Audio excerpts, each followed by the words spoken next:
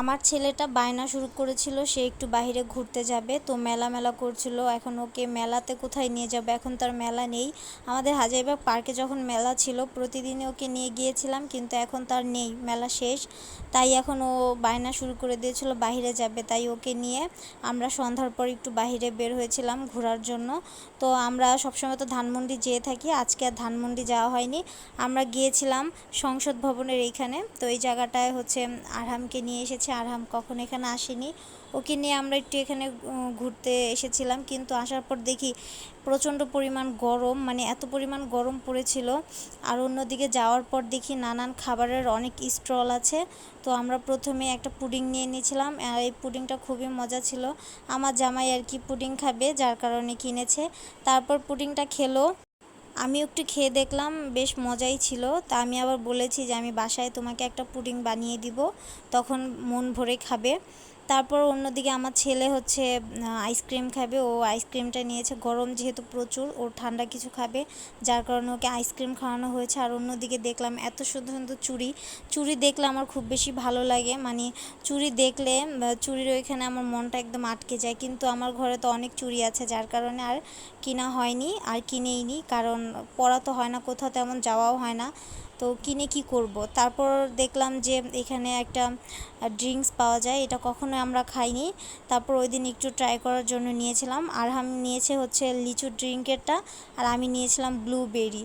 তো ব্লুবেরিটা হচ্ছে একদমই ভালো ছিল না, ওটার টেস্ট একদমই বাজে, মানে একদম ওষুধের গন্ধ আসে। তো যার কারণে আমি এটা একদমই খেতে পারিনি, আমার জামাইকে দিয়ে দিয়েছি। আর আমি হচ্ছে আরহামের কাছ থেকে একটু এই লিচু ড্রিঙ্কটা খেয়েছিলাম, এটা খুবই মজা ছিল।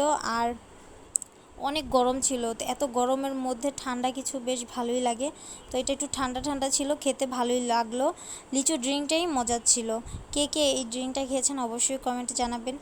আর অন্যদিকে আরহামের বায়না তো শুরু হয়ে যায়, ও এটা ওটা দেখলেই কেনার জন্য পাগল করে দেয়। অন্যদিকে দেখলাম ও চুপে চুপে গাছের পিছনে দাঁড়িয়ে দেখে যে অনেকগুলো খেলনা, আর বিশেষ করে ওর মন হচ্ছে সেই ট্রেন। ওকে যে এত পরিমাণ আমরা ট্রেন কিনে দিয়েছি, ও একটা ট্রেনও ঠিকমতো রাখে না। একদিন খেলাধুলা করেই এরপরের দিন ওটা নষ্ট করে ফেলে দেয়। তো ওকে আমরা 1000 টাকারও বেশি মনে হয় এই পর্যন্ত খেলনা কিনে দিয়েছি। তো ওর খেলনার জন্য আমাদের কাছে বায়না করছিল, ওর আব্বু দিবেই না দিবেই না। শেষ পর্যন্ত ছেলের কথা আর ফেলতেই পারলো না, খেলনা কেনার জন্য চলে এসেছে। এখান থেকে দেখে যে কোনটা পছন্দ করবে, কোনটা নিবে, মানে ওর সব খেলনাই পছন্দ। তারপর ওকে অনেক বুঝিয়ে শুনিয়ে আমরা একটা খেলনা কিনে দিয়েছি, একটা গাড়ি কিনেছে। আর ও আমাদের কোনো কথা শুনতেই চায় না, খুব বেশি মর্জি করে। এই কারণে ওকে নিয়ে ওর আব্বু কোথাও বাইরে বের হতে চায় না। আর রাতের বেলা এই সংসদ ভবনের এই জায়গাটা খুব সুন্দর লাগে, কিন্তু ওই দিন প্রচুর গরম ছিল, হালকা যদি একটু বাতাস থাকতো তাহলে বেশ ভালোই লাগতো। তারপর আমরা একটু কি খাবো, এখানে তো অনেক খাবারের স্টল, কিন্তু জিনিসের প্রচুর দাম রাখে, মানে খাবারের পরিমাণ অনুযায়ী খাবারের দামটা একটু বেশি হয়ে যায়, আর তেমন একটা ভালোও লাগে না খাবারগুলো। তারপর যাই হোক, এখন আরহামের বাবা হচ্ছে চা আর এই পোড়া রুটি নিয়েছিল, তা আমি একটু খেয়ে দেখলাম যে এটা টেস্ট কেমন। আমি কখনোই খাইনি, কিন্তু ওই দিন আমি একটু টেস্ট করে দেখলাম যে না, এটা বেশ মজার। আর আমি দেখলাম যে মানে রুটিটা খুবই সফট, একদম নরম, আর খেতেও বেশ মজারই ছিল, একটা পোড়া পোড়া গ্রান আসতেছিল। তো আমার কাছে ভালোই লাগলো, অল্প একটু খেয়েছিলাম, বেশি খাইনি, যেহেতু আমার চাটা একদমই পছন্দ না, চা আমি তেমন খাই না। অন্যদিকে আরহাম ওর গাড়িটাকে নিয়ে একটু খেলাধুলা করছে, ওকে এই গাড়িটাই কিনে দিয়েছি। আর এখানে খেলনার দামও প্রচুর পরিমাণ, মানে বাচ্চারা বায়না করে, তারাও সুযোগ পেয়ে যায়, তারাও মানে দাম বেশি রেখে দেয়। তাই আর আর কিছুই কিনে দেইনি ওকে, ওকে অনেক বুঝিয়ে শুনিয়ে আমরা বাড়ির দিকে নিয়ে গিয়েছিলাম, মানে বাসায় নিয়ে গিয়েছি। তারপর আমরা এখানে যে খেলাম, চাটা বেশ মজারই ছিল। আর আমার আব্বু বলল যে ওর কাছে ভালো লেগেছে। আর এখানেও সব জিনিসের প্রচুর দাম রাখে। তারপর আমরা কিন্তু বাসা যাওয়ার জন্য রওনা দিয়ে দিয়েছিলাম, আর অনেক গরম ছিল, গরমের মধ্যে আর ঘুরতে ইচ্ছে করছিল না। আমরা ঘন্টাখানিক এখানে ঘুরে তারপর বাসায় চলে যাচ্ছিলাম। তো আমরা এখানে ভারী তেমন কিছুই খাইনি। আমি বললাম যে তাহলে আমাদের এলাকার ওখানে, যে আমি সবসময় যে রেস্টুরেন্টে খাবার খাই সেখানেই যাব, ওইটার খাবার খুবই মজা। আর খাবারের দাম অনুযায়ী খাবারের মান কিন্তু খুবই ভালো। তারপর রাতের শহরটা কিন্তু অনেক সুন্দর, রাতের বেলা বেশ ভালোই লাগে, আর বাইক দিয়ে ঘুরতে আরও বেশি ভালো লাগে, একদম ঠান্ডা ঠান্ডা বাতাস। আর এমনিতেও খুবই ভালো লাগে রাতের বেলা নানান রকম সুন্দর আবহাওয়া দেখা যায়, তারপর সুন্দর একটা আকাশ, বেশ ভালোই লাগে।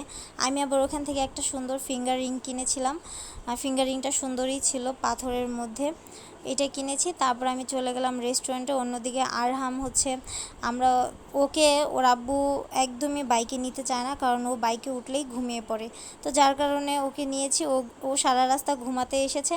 আমরা যে রেস্টুরেন্টের সামনে আসলাম, ও করলো কি, বমি করে, একদম গরমের মধ্যে তো বমি করে একদম অবস্থা খারাপ হয়ে গিয়েছে। তারপর আরহাম আর কিছুই খায়নি, ওকে একটু ফ্রেশ করে নিয়েছিলাম। আর আমি অন্যদিকে ওদের এই ওভেন বেক পাস্তাটা খেয়েছি, এটা খুবই মজার।